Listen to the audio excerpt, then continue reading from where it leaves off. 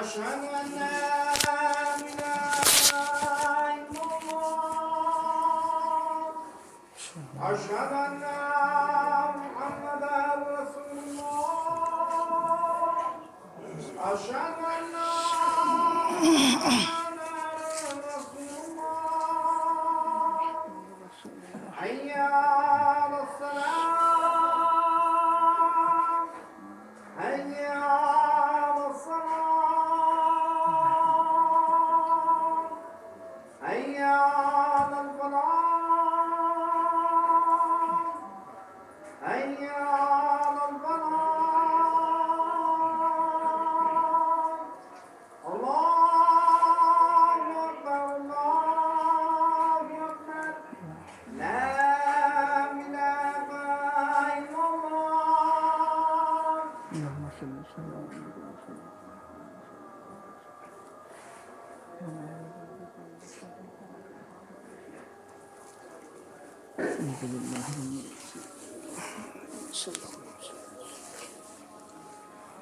إن الحمد لله نحمده ونستعينه ونستغفره ونعوذ بالله من شرور أنفسنا ومن سيئات أعمالنا من يهده الله فلا مضل له ومن يضلل فلا هادي له وأشهد أن لا إله إلا الله وأشهد أن محمدا عبده ورسوله يا أيها الذين آمنوا اتقوا الله حق تقاته ولا تموتن إلا وأنتم مسلمون يا أيها الناس اتقوا ربكم الذي خلقكم من نفس واحدة وخلق منها زوجها وبث منهما رجالا كثيرا ونساء واتقوا الله الذي تساءلون به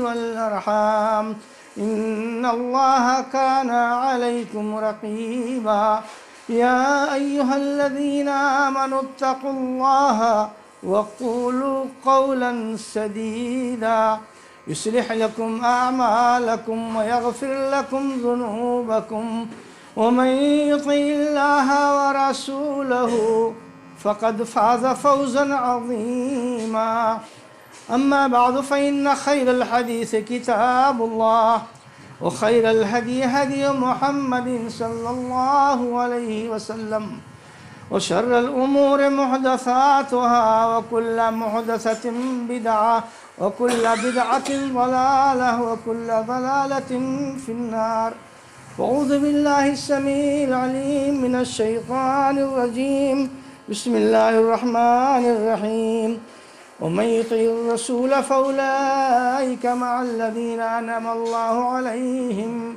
من النبيين والصديقين والشهداء والصالحين وحسن أولئك رفيقا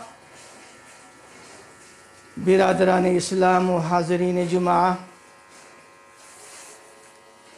ایک مسلمان کی اللہ کے نبی صلی اللہ علیہ وسلم کے تعلق سے یہ ہے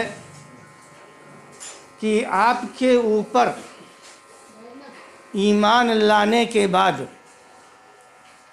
یعنی جب اس نے اپنا یہ مضبوط عقیدہ بنا لیا کہ جناب محمد رسول اللہ صلی اللہ علیہ وسلم کو اللہ نے اپنا نبی و رسول بنا کر کے بھیجا ہے، ایسی صورت میں جہاں آپ کی نبوت کا اقرار کرنا، اپنی زبان سے اس کا اظہار کرنا، اس کا اعلان کرنا ضروری ہے، وہیں اپنے دل سے اس کا قبول کرنا اور تسلیم کرنا ضروری ہے، اور اپنے عمل کے ذریعے اس کو ثابت کرنا ضروری ہے۔ اگر اپنے عمل کے ذریعے انسان اس کو ثابت نہیں کرتا ہے تو گویا کہ یہ ابھی جناب محمد رسول اللہ صلی اللہ علیہ وسلم کے اوپر ایمان نہیں لایا۔ محض زبان کے ادا کرنے سے یا اپنے دل میں کسی چیز کو محفوظ کر لینے سے وہ بات نہیں پوری ہوتی ہے جو بات عمل کر کے ثابت کرنے میں پوری ہوتی ہے۔ چنانچہ اللہ رب العالمین نے قرآن کریم میں بہت سی آیتوں میں تقریباً 40 آیتوں میں اللہ کے نبی صلی اللہ علیہ وسلم کے تعلق سے مسلمانوں کو طرح طرح کا حکم اللہ رب العالمین نے دیا ہے۔ قرآن کریم میں جناب محمد رسول اللہ صلی اللہ علیہ وسلم کا جو مقام اللہ رب العالمین نے عطا کیا ہے، انہی میں سے ایک اہم چیز جس کا تعلق امت سے ہے، جس کا تعلق آپ کے اوپر ایمان لانے والوں سے ہے، اور وہ یہ ہے کہ جناب محمد رسول اللہ صلی اللہ علیہ وسلم کی اطاعت اور فرما برداری کریں۔ ایک مسلمان کی جو صفت ایمان لانے کے بعد تیار ہوتی ہے تو اس کے تعلق سے اللہ رب العالمین نے قرآن کریم میں یہ اشارہ فرمایا ہے، انما کان قول المؤمنین اذا دعوا الى اللہ ورسولہ ان یقولوا سمعنا واطعنا، کہ ایک مومن کی صفت، ایک مومن کی عادت اور ایک مومن کا طریقہ یہ ہوتا ہے کہ جب اس کو بلایا جائے اللہ اور اس کے رسول کی جانب تو وہ فوراً اس بات کو قبول کرتے ہیں، تسلیم کرتے ہیں، اور وہ یہ کہتے ہیں کہ اے اللہ رب العالمین تیری اطاعت فرما برداری اور تیرے نبی کی اطاعت اور فرما برداری کے لیے ہم حاضر ہیں۔ جب بھی بلایا جاتا ہے، اذا دعو، جب دعوت دی جاتی ہے، جب بلایا جاتا ہے اللہ اور رسول کی جانب، تو جو مومنین ہوتے ہیں ان کی صفت یہ ہوتی ہے کہ وہ کیا کہتے ہیں؟ وہ فوراً یہ کہتے ہیں سمعنا واطعنا، اے اللہ رب العالمین تیرے اس پیغام کو ہم نے سن لیا اور ہم اس کے مطیع اور فرما بردار ہیں، یعنی تو جیسا ہم کو حکم دے رہا ہے ویسا کرنے کے لیے ہم تیار ہیں۔ یہ ایک مومن کا سیوا ہے، طریقہ ہے، علامت ہے، خصلت ہے، جس چیز سے بھی آپ تعبیر کرنا چاہو۔ تو معلوم یہ ہوا کہ مومن کو کیسا ہونا چاہیے؟ اللہ اور اس کے رسول صلی اللہ علیہ وسلم کا مطیع اور فرما بردار ہونا چاہیے۔ جب ایک مسلمان اللہ اور اس کے نبی کا مطیع اور فرما بردار ہو جاتا ہے تو ایسی صورت میں اس کا کیا فائدہ ہوتا ہے؟ ان فائدوں کا ذکر اللہ رب العالمین نے قرآن کریم میں مختلف جگہوں پر کیا ہے۔ انہی میں سے کچھ جگہیں یہ ہیں۔ پہلا تذکرہ یہاں جو آپ کے سامنے کیا جا رہا ہے، یہ سورہ نساء کی ایک اہم آیت ہے جس میں اللہ رب العالمین نے یہ بتایا ہے کہ جو شخص اللہ کے نبی صلی اللہ علیہ وسلم کی اطاعت اور فرما برداری کرتا ہے تو اس کا کیا فائدہ ہوگا۔ وَمَن يُطِعِ الرَّسُولَ فَأُولَٰئِكَ مَعَ الَّذِينَ أَنْعَمَ اللَّهُ عَلَيْهِمْ، کہ جو اللہ کے نبی صلی اللہ علیہ وسلم کی اطاعت اور فرما برداری جو مسلمان کرے گا تو اس کو اللہ رب العالمین کیا فائدہ دے گا اور اس کو اللہ رب العالمین کیا مقام دیتا ہے۔ مقام یہ دیتا ہے کہ فَأُولَٰئِكَ مَعَ الَّذِينَ أَنْعَمَ اللَّهُ عَلَيْهِمْ، کہ ایسے مسلمانوں کو اللہ رب العالمین قیامت کے دن ان لوگوں کے ساتھ رکھے گا، ایسے مسلمانوں کو جو اللہ کے نبی صلی اللہ علیہ وسلم کی اطاعت اور فرما برداری کرتے ہیں، تو ایسے مسلمانوں کو اللہ تعالیٰ قیامت کے دن ان لوگوں کے ساتھ رکھے گا، ان لوگوں کے ساتھ حشر و نشر کرے گا جن کے اوپر اللہ کا اکرام ہوا، جس کے اوپر اللہ رب العالمین کی بخششوں کا نزول ہوا ہے۔ وہ کون لوگ ہیں؟ ان کی بھی وضاحت رب العالمین نے اسی آیت میں فرما دیا ہے، من النبیین والصدیقین والشہداء والصالحین۔ 4 قسم کے لوگوں کا تذکرہ اللہ رب العالمین نے کیا ہے۔ ایسے مسلمانوں کا حشر اللہ رب العالمین کس کے ساتھ کرے گا اور کس کے ساتھ رکھے گا؟ انبیاء کے ساتھ رکھے گا۔ کس کے ساتھ ہے؟ انبیاء کے ساتھ۔ یہ کتنا اونچا مقام ہے کہ ایک امتی کو جو جناب محمد رسول اللہ صلی اللہ علیہ وسلم کا مطیع اور فرما بردار ہے، اس کو اللہ رب العالمین نبی کے کا درجہ عطا کرے گا۔ اس سے بڑھ کر کے اور مقام کسی مسلمان کے لیے کیا ہو سکتا ہے؟ یہ کتنی بڑی سعادت ہے، اور یہ سعادت کب نصیب ہوگی، کب ملے گی؟ رسول کی اطاعت اور فرما برداری میں۔ اور کس کے ساتھ؟ والصدیقین، اور ان لوگوں کے ساتھ جن کو اللہ تبارک و تعالیٰ نے صدیق کا خطاب دیا ہے، سچوں کا خطاب دیا ہے۔ آپ قرآن کریم کی تلاوت کرتے ہیں تو جگہ جگہ جہاں نبیوں کا تذکرہ آیا ہے، رسولوں کا تذکرہ آیا ہے، تو اللہ رب العالمین کیا فرماتا ہے؟ حضرت ابراہیم کے بارے میں مثلا کہ وہ صدیقین میں سے تھے، ایسے ہی اور دیگر انبیاء کے بارے میں اللہ کیا فرماتا ہے کہ وہ صدیقین میں سے تھے، یعنی سچوں میں سے تھے۔ تو انبیاء کے ساتھ رکھے گا، اور آگے مزید اور وضاحت کی کہ سچے لوگوں کے ساتھ رکھے گا۔ تو سچے لوگ دراصل اس روئے زمین میں جو نمبر 1 کے ہوتے ہیں وہ کون ہوتے ہیں؟ انبیاء و رسول ہوتے ہیں، جو کبھی جھوٹ نہیں بولتے ہیں۔ تو فرمایا کہ یہ سچے لوگوں کے ساتھ رکھے گا، والشہداء، اور شہداء کے ساتھ رکھے گا۔ آپ جانتے ہیں کہ شہیدوں کا کتنا اونچا مقام اللہ رب العالمین کے ہاں ہے۔ والصالحین، اور نیک لوگوں کے ساتھ رکھے گا۔ 4 قسم کے لوگوں کا تذکرہ اللہ رب العالمین نے یہاں کیا ہے، اور فرمایا وحسن اولئک رفیقا، ان لوگوں کے ساتھ رہنا کتنا ہی بہترین مجلس ہوگی یہ، اور کتنے ہی اچھے لوگوں کا ساتھ ہوگا۔ تو یہ کتنے اچھے لوگوں کا ساتھ قیامت کے دن اللہ رب العالمین عطا کرے گا مسلمانوں، کس کو؟ جو اپنے نبی کا مطیع اور فرما بردار ہے۔ ایسے ہی اللہ رب العالمین نے فرمایا کہ وَمَن يُطِعِ اللَّهَ وَرَسُولَهُ فَقَدْ فَازَ فَوْزًا عَظِيمًا، جو اللہ اور اس کے رسول کی اطاعت و فرما برداری کرے گا تو سمجھو کہ بہت بڑی کامیابی اس نے حاصل کر لیا۔ اگر کامیابی حاصل کرنا ہے مسلمانوں تو کیا کرنا ہے؟ اللہ کے نبی صلی اللہ علیہ وسلم نے جو کہا ہے اس کو سمجھنا ہے اور اس کے مطابق عمل کرنا ہے۔ سننا، مجرد سننا نہیں، بلکہ جو آپ نے کہا ہے اس کا مطلب کیا ہوا۔ ویسے خالی سن لو اور مطلب نہ سمجھو تو اس سننے سے کچھ فائدہ نہیں ہوتا ہے۔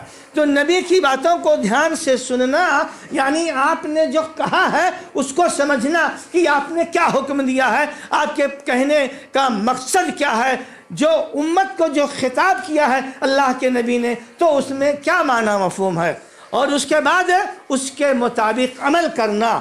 جو مسلمان ایسا کرتا ہے تو اب اس کے رب کی یہ بشارت اس کے لیے ہے، کیا ہے؟ وَمَن يُطِعِ اللَّهَ وَرَسُولَهُ فَقَدْ فَازَ فَوْزًا عَظِيمًا، تو سمجھو کہ وہ بہت بڑا کامیاب مسلمان ہے، بڑی کامیابی اس نے حاصل کی۔ قُلْ إِن كُنتُمْ تُحِبُّونَ اللَّهَ قل إن كنتم تحبون الله فاتبعوني يحببكم الله ويغفر لكم ذنوبكم والله غفور رحيم۔ اے نبی آپ بتا دیجئے، لوگوں سے اعلان کر دیجئے، کہہ دیجئے کہ انسانوں، اگر تم اللہ کے قریبی بندہ بننا چاہتے ہو اور اللہ کا محبوب بننا چاہتے ہو تو آؤ میرے پاس۔ اللہ کا محبوب ڈائریکٹ کوئی نہیں بن سکتا ہے، آؤ میرے نبی کے پاس جاؤ، اور نبی جو کہہ رہے ہیں تو اس کے مطابق عمل کرو۔ اسی کو یہاں محبت سے تعبیر کیا ہے، کیونکہ محبت کا تقاضا یہی ہوتا ہے کہ آپ ان کی باتوں کو سنیں اور اس کے مطابق عمل کریں۔ قُلْ إِن كُنتُمْ تُحِبُّونَ اللَّهَ فَاتَّبِعُونِي، تو کیا ہوگا جب میری اتباع کرو گے؟ تو یحببکم اللہ، تم اللہ رب العالمین کے محبوب بندے بن جاؤ گے۔ اللہ کے پسندیدہ بندے بن جاؤ گے۔ تو اللہ کا محبوب اگر بننا ہے تو کیا کرنا ہے میرے بھائیوں؟ اللہ کے نبی کے طور طریقے کے مطابق زندگی گزارنا ہے۔ تو ایک بڑا فائدہ تو یہ ہوگا کہ اللہ کے محبوب ہو گئے، اور جو بندہ اللہ کا محبوب ہو جاتا ہے تب اس کو کیا فکر ہے، اس کو کیا پریشانی ہے؟ پھر ایسا بندہ پھر کبھی کسی قسم کی ٹینشن اور پریشانی میں نہیں آ سکتا ہے، نہ دنیا میں اور نہ آخرت میں۔ تو یہ اللہ کے محبوب بندوں کی علامت ہے۔ وہ کیا ہے کہ اس کے نبی صلی اللہ علیہ وسلم کی اطاعت اور فرما برداری کرتے ہیں۔ تو اللہ کا محبوب بندہ بن جائیں گے میرے بھائیو۔ وَيَغْفِرْ لَكُمْ ذُنُوبَكُمْ، اور اللہ تمہارے سارے گناہوں کو معاف فرما دے گا۔ ایک مومن کے سارے گناہ اگر اللہ نے معاف فرما دیا، جیسا کہ بشارت ہی اللہ رب العالمین نے دیا کہ ہم ایسے مومن کے گناہوں کو معاف فرما دیں گے، تو یہ کتنی بڑی سعادت ہے کہ ہمارے سارے گناہ کتنے بھی بڑے ہی اور بھیانک کیوں نہ ہو، اللہ رب العالمین اس کو معاف فرما دے گا۔ کیونکہ تم کو تو معلوم ہے کہ اللہ رب العالمین بہت زیادہ مغفرت فرمانے والا اور بہت زیادہ رحم و کرم کرنے والا ہے۔ وَإِن تُطِيعُوهُ تَهْتَدُوا وَمَا عَلَى الرَّسُولِ إِلَّا الْبَلَاغُ الْمُبِينُ۔ مسلمانوں یاد رکھو، اگر ہمارے نبی کی اطاعت اور فرما برداری کرو گے تبھی تم ہدایت پر رہو گے، اور اگر ادھر ادھر بھٹکو گے، کسی بھی نام سے تم بھٹکو، اگر نبی کا راستہ چھوڑ دو گے تو ایسی صورت میں تم ہدایت پر نہیں رہو گے۔ تو یہ کتنا بڑا نقصان ہو رہا ہے میرے بھائیوں کہ ایک مسلمان جو اپنے آپ کو نبی کا ماننے والا کہتا ہے تو نبی کے طور طریقے پر کہتا ہے، اللہ مانتا ہے کہ نہیں تم ہدایت پر نہیں ہو۔ کیوں نہیں ہو؟ کیونکہ تم زبان سے خالی نبی کی بات کرتے ہو، اطاعت اور فرما برداری نہیں کرتے ہو، جو آپ نے دیا ہے کہ ایسا کرنا ہے اس کو نہیں کرتے ہو، منمانی طور طریقہ بناتے ہو، منمانی شریعت بناتے ہو، منمانی مزاج بناتے ہو، اور منمانی انہی انسانوں کو نبی کا درجہ دے دیتے ہو، اور جو وہ کہیں گے بس انہی کی بات پکی مانتے ہو۔ تو میرے بھائیوں پھر یہ ہدایت نہیں ہے، ہدایت وہی ہے جو اللہ نے اپنے نبی صلی اللہ علیہ وسلم کو دیا تھا۔ لہذا اگر تم یہ چاہتے ہو کہ اللہ رب العالمین تم کو اپنے رحمتوں سے ڈھانپ لے تو نماز کی پابندی کرو، زکوٰۃ کی پابندی کرو، اور نبی صلی اللہ علیہ وسلم کی اطاعت اور فرما برداری کرو، لعلکم ترحمون، تب اللہ تعالیٰ تمہارے اوپر رحمتوں کا نزول فرمائے گا، تمہارے اوپر فضل و کرم کرے گا۔ اور اگر نہیں مانے ہماری ہدایتوں کو تو یہ سارے فائدے تو چلے گئے، تو یہ تو بہت بڑا خسارہ ویسے ہو گیا کہ جو فائدہ اور جو بشارت اللہ رب العالمین نے دیا ہے نبی کی اطاعت اور فرما برداری میں، وہ تو ہمارا ضائع ہو گیا۔ اور نقصان کی بات جہاں اللہ نے بتائی ہے، وَمَن يَعْصِ اللَّهَ وَرَسُولَهُ فَقَدْ ضَلَّ ضَلَالًا مُبِينًا، جو اللہ اور اس کے رسول کی نافرمانی کرے گا تو بہت بڑا گمراہ ہے۔ یہ کھلا ہوا گمراہ اگر دیکھنا ہو، اگر کھلا ہوا گمراہ دیکھنا ہو تو دیکھ لو، اللہ نظام دیتا ہے۔ کون کھلا ہوا گمراہ ہے؟ جو اللہ اس کے نبی کی اطاعت نہیں کرتا، تو یہ سب سے بڑا گمراہ ہے، کھلا ہوا گمراہ ہے۔ اس کو سمجھنے کی کوشش کرو، اس کو سمجھو کہ گمراہی کہاں سے آتی ہے، کیسے آتی ہے۔ اپنے نبی سے ہٹو ہوئے تو یقیناً گمراہی آئے گی۔ زور زبردستی کی کوئی بات نہیں ہے، اور نہ زور زبردستی سے اپنے نبی کی جانب کسی چیز کو منسوب کر کے عمل کرنے میں ہدایت آئے گی۔ وہ چیزیں جو واضح ہیں، صریح ہیں، صحیح ہیں، وہ نبی کی باتیں ہیں، اس پر اطاعت، اس کے فرما برداری کرنا، اس کو ماننا ہے۔ اپنے من سے گھسیٹ کر کے زبردستی توڑ مروڑ کر کے اپنے مطابق کرو تو یہ نبی کی اطاعت اور فرما برداری نہیں ہے، یہ خواہش نفس کی اطاعت اور فرما برداری ہے۔ تو اللہ رب العالمین نے کیا فرمایا کہ جو اللہ اور اس کے رسول کی نافرمانی کرے گا تو اس سے بڑھ کر کے کوئی گمراہ نہیں ہوگا۔ صرف اتنی ہی بات نہیں ہے بلکہ رب نے یہ فرمایا، فَلَا وَرَبِّكَ لَا يُؤْمِنُونَ حَتَّى يُحَكِّمُوكَ فِي مَا شَجَرَ بَيْنَهُمْ ہرگز نہیں، اے نبی آپ کے رب کی قسم ہے یہ لوگ مومن نہیں ہو سکتے۔ کس کے بارے میں رب فرما رہا ہے؟ کافروں کے بارے میں کہتا ہے یہ مومن نہیں ہو سکتے، کہ مسلمانوں کے بارے میں کہہ رہا ہے مومن نہیں ہو سکتے؟ کافر کا تو مسئلہ الگ تھلگ ہے ہی ہے۔ یہ جو صاحب ایمان ہیں، جو اپنے آپ کو مومن کہہ رہے ہیں، جو اپنے آپ کو مسلمان کہہ رہے ہیں، ایسے لوگوں کے بارے میں رب ایک فرما رہا ہے کہ اے نبی آپ کے رب کی قسم ہے، اللہ قسم کھا رہا ہے۔ فَوَرَبِّكَ لَا يُؤْمِنُونَ، ہرگز یہ مومن نہیں ہو سکتے ہیں کون لوگ؟ حَتَّى يُحَكِّمُوكَ فِي مَا شَجَرَ بَيْنَهُمْ، وہ لوگ جو آپ کے فیصلوں کو نہیں مانتے ہیں، آپ کی ہدایتوں کو نہیں مانتے ہیں، تو یہ لوگ ہرگز مسلمان نہیں ہے۔ صرف گمراہی ہی کی بات نہیں ہے کہ گمراہ ہیں خالی، بلکہ یہ لوگ اللہ کی نگاہ میں مسلمان ہیں ہی نہیں۔ قُلْ أَطِيعُوا اللَّهَ وَالرَّسُولَ فَإِن تَوَلَّوْا فَإِنَّ اللَّهَ لَا يُحِبُّ الْكَافِرِينَ، کہہ دیجئے ان سے، بتا دیجئے ان مسلمانوں سے کہ اللہ اور اس کے رسول کی باتوں کو مانو، اگر نہیں مانو گے تو اللہ کافروں کو نہیں پسند کرتا ہے۔ کیا مطلب ہوا؟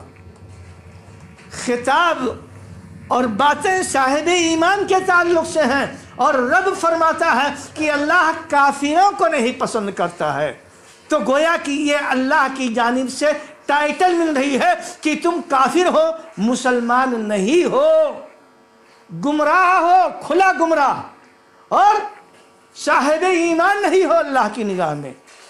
اور اللہ کی نگاہ میں ایسے لوگ کیا ہیں؟ کافر ہیں، کیونکہ کافروں جیسا عمل کر رہے ہیں۔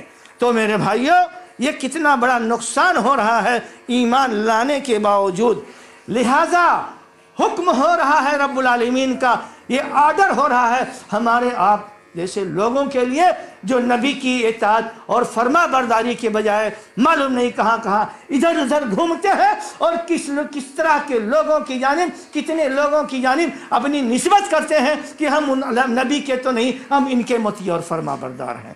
فَلْيَحْذَرِ الَّذِينَ يُخَالِفُونَ عَنْ أَمْرِهِ، ایسے لوگوں کو خبردار ہو جانا چاہیے، ایسے لوگوں کو ڈرنا چاہیے۔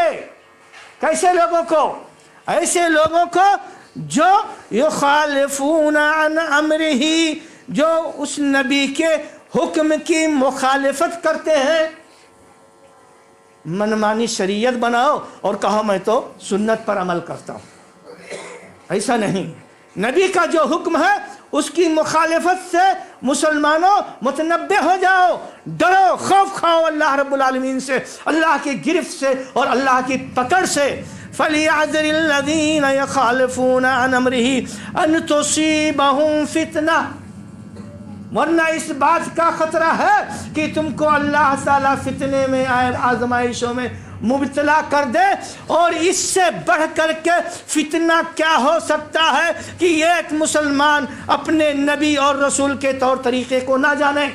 اس سے بڑھ کر کے فتنہ ہو سکتا ہے کہ ایک مسلمان اللہ کے نام پر اور نبی کے رسول پر اکٹھا نہ ہو، بلکہ اللہ اور نبی کو فتنہ کا ذریعہ بنا کر کے طرح طرح کے مسالک، طرح طرح کے مذاہب، طرح طرح کے افکار اور طرح طرح کے رسم و رواج اور طرح طرح کے طور طریقے بنائیں، اور یہ دعویٰ کریں کہ نہیں، اس میں کہاں اللہ نے منع کیا، کہاں رسول نے منع کیا۔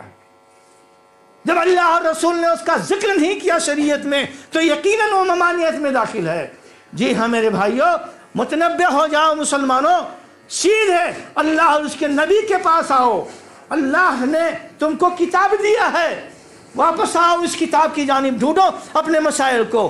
اللہ نے نبی کا طور طریقہ اور سنت دیا ہے، آؤ اس سنت کی جانب، ڈھونڈو اس سنت میں اپنے مسائل کے فیصلوں کو۔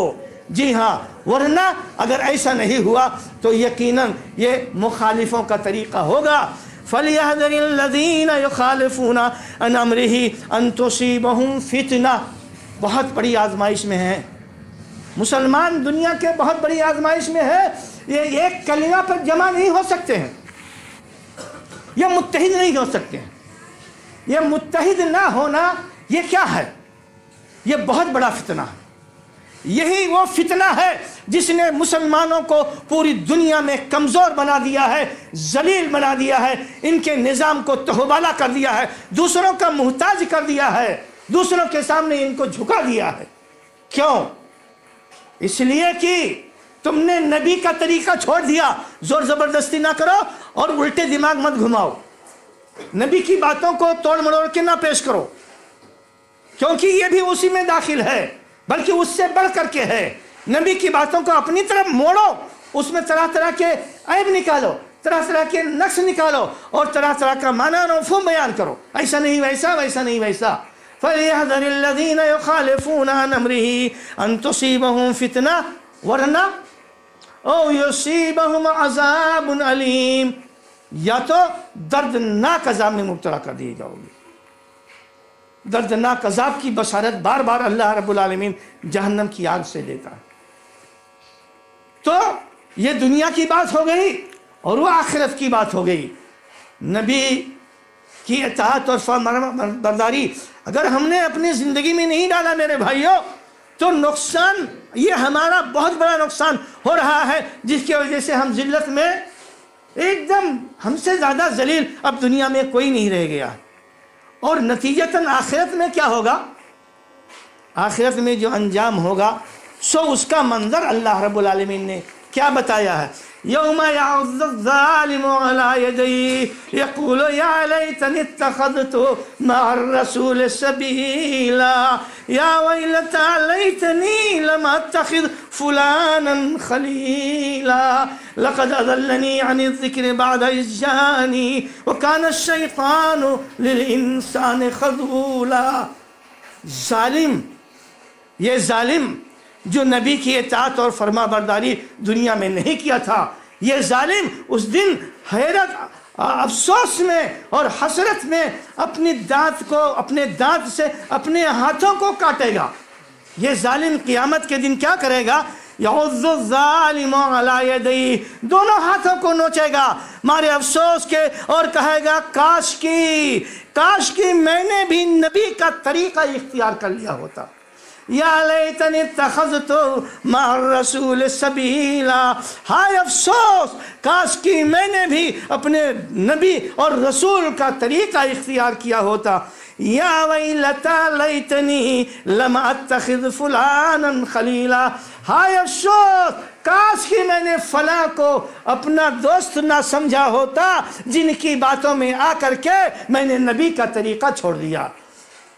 لقد اضلنی عن الذکر بعد اذ جاءنی، یقیناً ان دوستوں نے جو اپنے دوستوں کو گمراہ کرتے ہیں، تو ان دوستوں نے کیا کیا؟ اللہ رب العالمین تیری ہدایت آ جانے کے بعد گمراہ کر دیا. تیری ہدایت آ جانے کے بعد گمراہ کر دیا. اور گمراہی اتنی بڑی ہو گئی کہ اللہ کی کتاب کا درس مجلسوں میں نہیں ہوتا ہے. جائیں گے دعوت و تبلیغ میں، کریں گے دعوت اور تبلیغ، لیکن اللہ کے قرآن کی بات ہو اور نبی کی سنت کی بات ہو نہیں. دعوت و تبلیغ کس کی؟ اپنے فکر کی، اپنے طور طریقے کی. یہ دعوت و تبلیغ کی بات ہے. تو کیا کہے گا کہ فرمائے گا یا ویلتا لیتنی لم اتخذ فلانا خلیلا، ہائے افسوس، کاش کی فلاں کو دوست بنا کر کے جو میں بگڑ گیا تھا، بچھڑ گیا تھا اپنے رسول سے، ایسا نہیں کرتا. لقد اضلنی عن الذکر، اس نے تو ہدایت ملنے کے بعد مجھ کو گمراہ کر دیا. یہ اللہ کے سامنے حساب کتاب کے وقت کا یہ منظر ہوگا میرے بھائیوں. وَكَانَ الشَّيْطَانُ لِلْإِنسَانِ خَذُولًا، اور شیطان تو انسان کو ذلیل کرنے کے لیے ہر دم لگا ہی رہتا ہے. طرح طرح کی باتیں دماغ میں ڈالے گا، موڑے گا. ارے کہاں جا رہے ہو وہاں، کہاں جا رہے ہو اس مجلس میں، ارے ادھر آؤ، اپنے والے میں آؤ، دوسرے میں کیوں جا رہے ہو. تو ایسا بٹوارا کر ڈالا ہے ہم لوگوں نے اپنے دین اور مذہب کو. اور ہر ایک کا یہی دعویٰ ہے کہ نبی کا طریقہ ہے، اللہ کا طریقہ ہے. نبی اور اللہ کا طریقہ کیسے ہے اس کو ثابت کرنے کی ضرورت نہیں، بس کہہ دینا کافی ہے، اور نہیں تو لڑائی اور جھگڑا. یوم تقلب وجوہہم فی النار، جس دن ان کے چہرے جہنم میں جلا کر کے الٹے پلٹے جائیں گے. یقولون یا لیتنا، وہاں بھی ایسے ہی افسوس کی بات کہیں گے کہ ہائے افسوس، اطعنا اللہ و اطعنا الرسول، کاش کی ہم نے دنیا میں اللہ اور اس کے رسول صلی اللہ علیہ وسلم کی اطاعت اور فرما برداری کی ہوتی۔ اور کیا کہیں گے؟ وقالوا ربنا انا اطعنا سادتنا وكبراءنا فاضلونا السبيل، اے رب العالمین، ہم نے تو اپنے بزرگوں کی اور سرداروں کی بات میں آ کر کے ہم ان کی باتوں کو قبول کرنے لگے تھے۔ قالوا ربنا انا اطعنا سادتنا وكبراءنا، ہم نے اپنے بزرگوں اور بڑے لوگوں کی باتوں کو مان لیا تھا، نتیجہ یہ ہوا فاضلونا السبیل، انہی لوگوں نے ہم کو گمراہ کیا تھا، ہمارے بڑے بزرگوں نے، انہی لوگوں نے ہم کو گمراہ کر دیا تھا۔ لہذا کیا کہیں گے؟ ربنا آتہم ضعفین من العذاب، اے رب العالمین ان لوگوں کو تو ڈبل عذاب دے، میرا حصہ اور ان کا حصہ جو ہے تو ہی ہے، میرا بھی حصہ تو عذاب ان کو دے کیونکہ انہوں نے مجھ کو گمراہ کر دیا تھا۔ فرمائیں گے ربنا آتہم ضعفین من العذاب ولعنہم لعنا کبیرا، لیکن ان سب کچھ کہنے کے باوجود کیا نجات مل جائے گی؟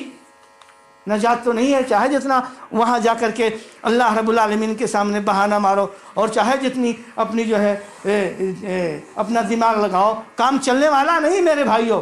کام چلے گا کہاں؟ صاف دل سے، کھلے دل سے وہاں پہنچو، دور صحابہ میں، دور رسول میں۔ اگر صحیح دین پر عمل کرنا ہے تو سیدھے پہنچو اللہ کے نبی کے پاس، سیدھے پہنچو صحابہ کے پاس، کیونکہ صحابہ ہی نے نبی کے طور طریقے کو سنا ہے، دیکھا ہے اور صحیح طور سے سمجھا ہے۔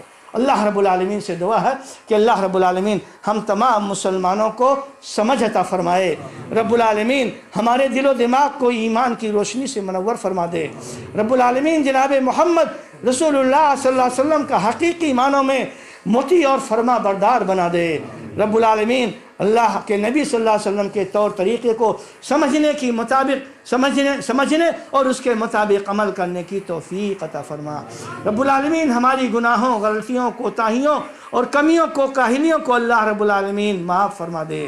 باری الہ جب تک اس دنیا میں زندہ رہیں، دین اسلام پر زندہ رہیں اور ہمارا خاتمہ ہوتی ایمان پر ہو، آمین یا رب العالمین۔ اقول قولی ھذا واستغفر اللہ لی ولکم ولسائر المسلمین من کل ذنب فاستغفروہ انہ هو الغفور الرحیم۔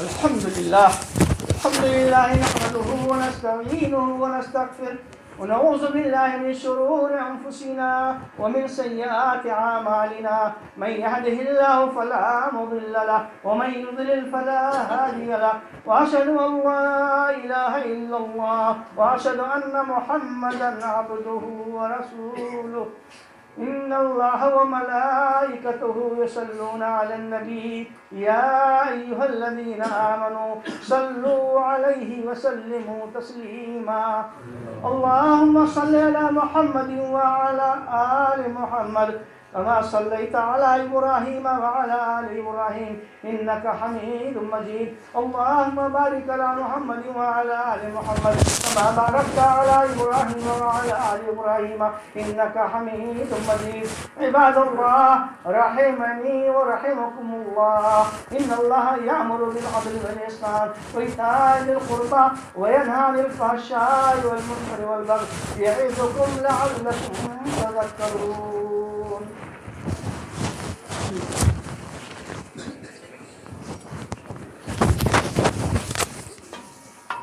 اللہ اکبر، اللہ اکبر، اشہد ان لا الہ الا اللہ، اشہد ان محمد رسول